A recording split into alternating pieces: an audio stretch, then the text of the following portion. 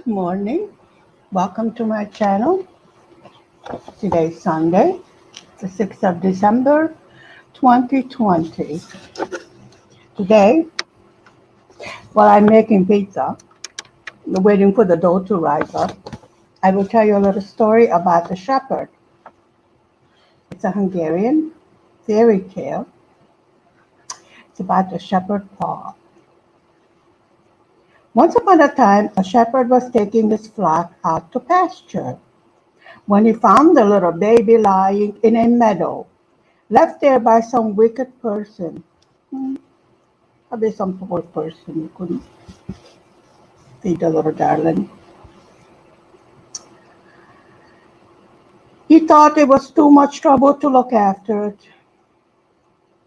The shepherd was fond of children, so he took the baby home with him and gave it plenty of milk.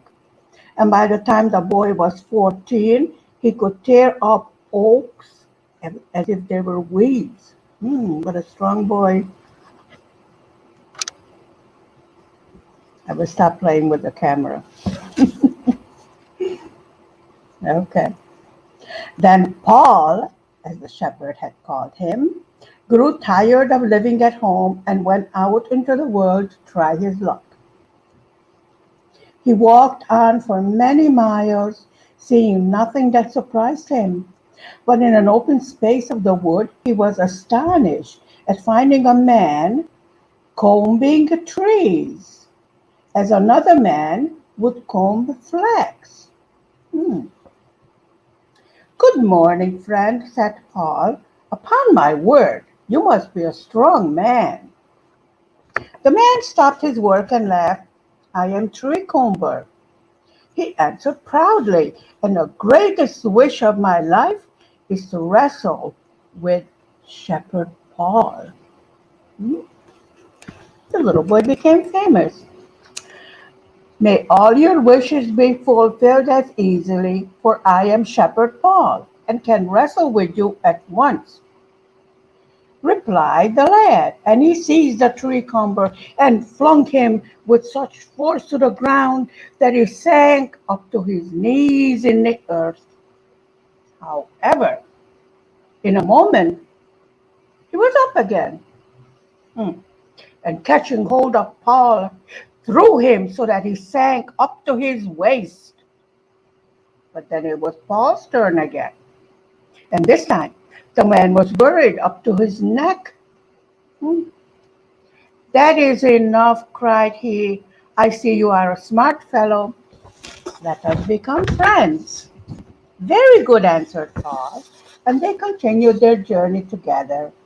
By and by they reached a man who was grinding stones to powder in his hands, as if they had been nuts. "Good morning," said Paul politely. "Upon my word, you must be a strong fellow." "I am stone crusher," answered the man, "and the greatest wish of my life is to wrestle with shepherd Paul." "May all your wishes be easily fulfilled."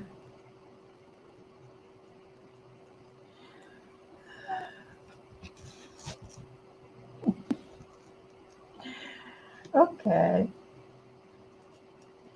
"I am shepherd Paul, and I will wrestle with you at once." And the sport began. After a short time, the man declared himself beaten and begged leave to go with them. So they all three traveled together. They have a nice ambulance. A little further on, they came upon a man who was kneading iron as if it had been dough. "Good morning," said Paul. "You must be a strong fellow. I am iron kneader and should like to fight shepherd Paul."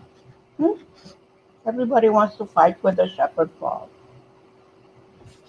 That's what happens when you're famous. "Let us begin at once," replied Paul. And on this occasion also, Paul got the better of his foe, and they all four continued their journey. At midday, they entered a forest. And Paul stopped suddenly. We three will go and look for game, he said, and you three, Comber, will stay behind and prepare a good supper for us.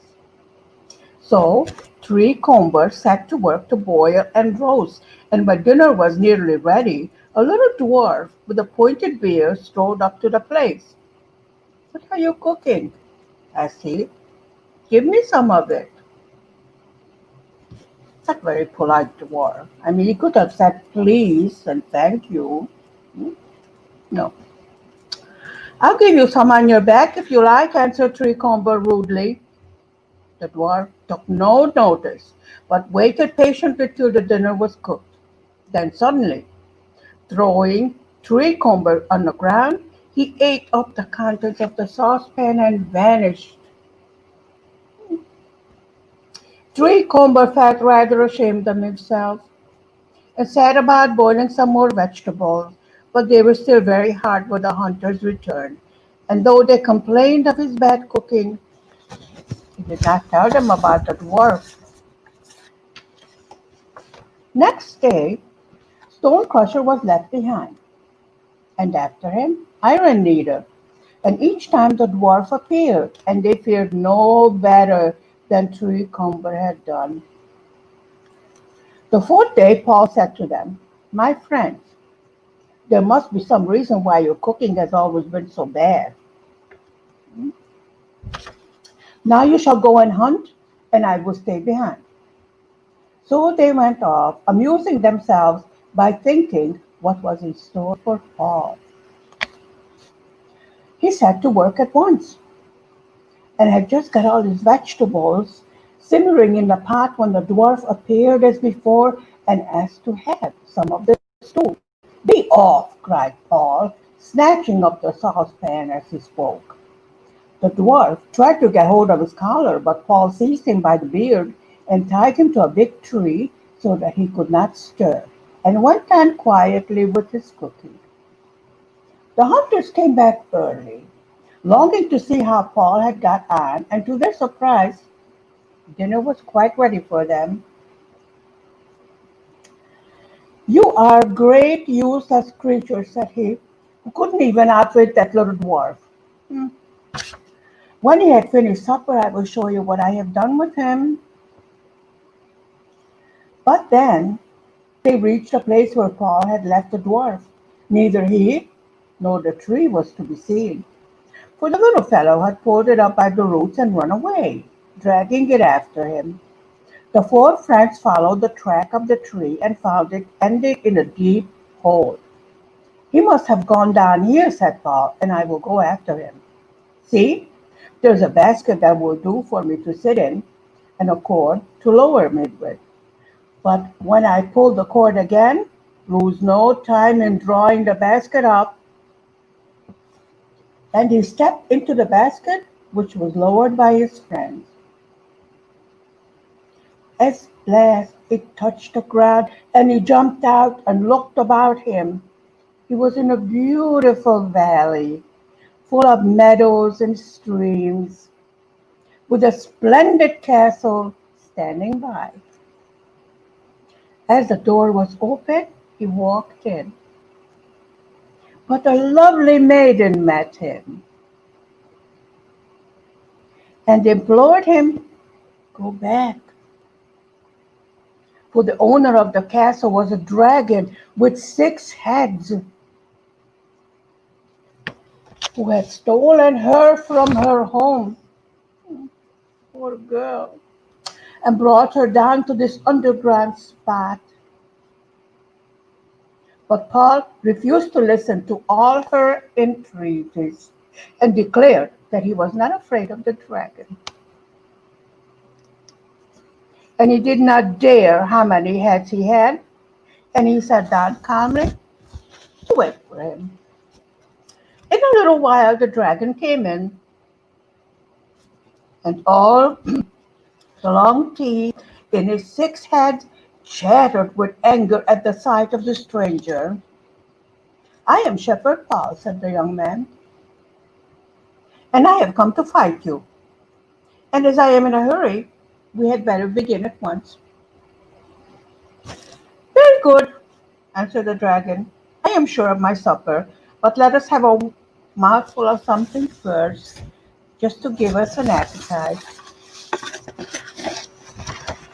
Whereupon he began to eat some huge boulders, as if they had been cakes.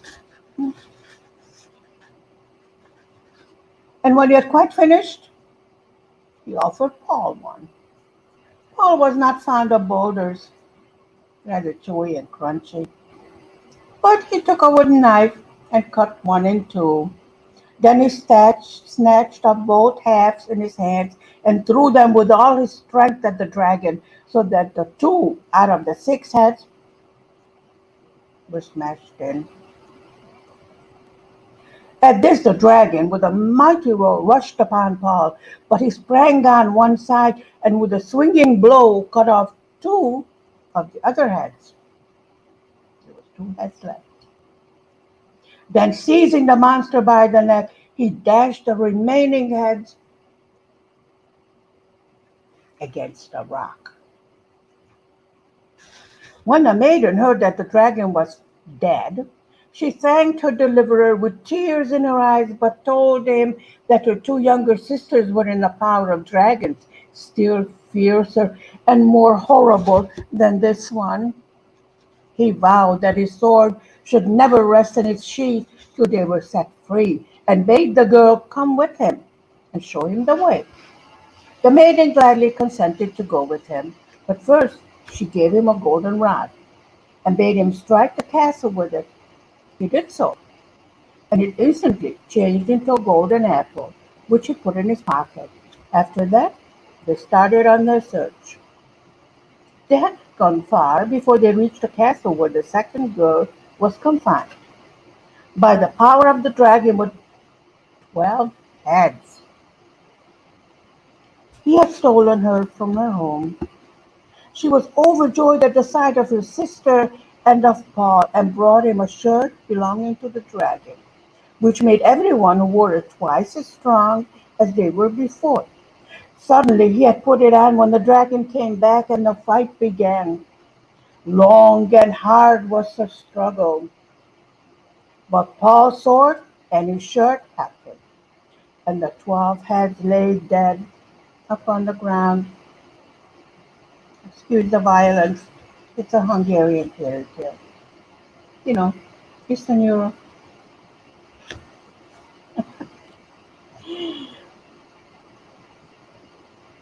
Okay. Then Paul changed the castle into an apple, which he put in his pocket, and he set out with the two girls in search of the third castle.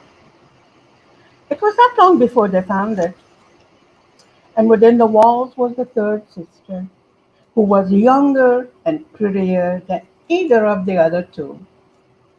Her husband had 18 heads, but when he quitted the lower regions for the surface of the earth, he left them all at home, except one, which he changed for the head of the little dwarf with a pointed head. The moment that Paul knew that this terrible dragon was no other than the dwarf whom he had tied to the tree, he longed more than ever to fly at his throat. But the thought of the 18 had warned him to be careful, and the third sister brought him a silk shirt, which made him 10 times stronger than he was before. He had scarcely put it on when the whole castle began to shake vigorously, and the dragon flew up the steps into the hall. Well, my friend, so we meet once more. Have you forgotten me? I am Shepherd Paul, and I have come to wrestle with you and to free your wife from your clutches. Hmm?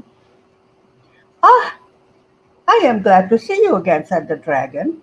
Those were my two brothers whom you killed, and now your blood shall pay for them. And he went into his room to look for his shirt and to drink some magic wine, but the shirt was on Paul's back. And as for the wine, the girl had given a cupful to Paul and then had allowed to rest to run out of the cask. No shirt, no wine. At this, the dragon grew rather frightened, but in a moment he had recollected his 18 heads and was bold again. "Come on," he cried, rearing himself up and preparing to dart all his heads at once at Paul. But Paul jumped underneath and gave an upward cut so that the 6 of the heads went rolling down. They were the best heads too, and very soon the other 12 lay beside them. Then Paul changed the castle into an apple and put it in his pocket. Afterwards he and the 3 girls went off for the opening which led upwards to the earth. The basket was still there, dangling from the rope, but it was only big enough to hold the 3 girls.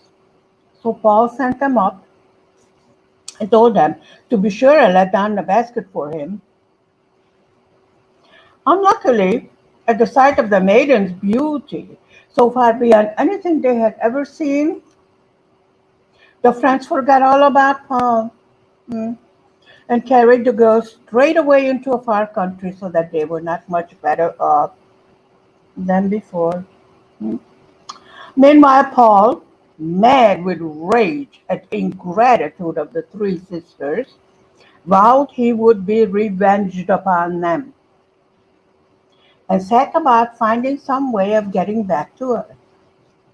But it was not very easy, and for months and months and months he wandered about underground, and at the end seemed no nearer to fulfilling his purpose than he was at the beginning. Oh dear. At length, one day, he happened to pass the nest of a huge griffin, who had left her young ones all alone. Just as Paul came along, a cloud containing fire instead of rain burst overhead, and all the little griffins would certainly have been killed had not Paul spread his cloak over the nest and saved them. When their fathers returned, the young ones told him what Paul had done, and he lost no time in flying after Paul and asking how he could reward him for his goodness. "By carrying me up to the earth," answered Paul, and the griffin agreed, but first went to get some food to eat on the way. It was a long journey. "Now get on my back," he said to Paul, "and when I turn my head to the right, cut a slice off the bullock that hangs on that side and put it in my mouth. And when I turn my head to the left, draw a cupful of wine from the cask that hangs on that side and pour it down my throat." A drunken bird. For 3 days and 3 nights, Paul and the griffin flew upwards. And on the 4th morning, it touched the ground just outside the city where Paul's friends had gone to live. Then Paul thanked him and bade him farewell, and he returned home again. At first, Paul was too tired to do anything but sleep. But as soon as he was rested, he started off in search of the 3 faithless ones, who almost died from fright at the sight of him, for they had thought he would never come back to reproach them for their wickedness. "You know what to expect," said Paul to them quietly. "You shall never see me again. Off with you."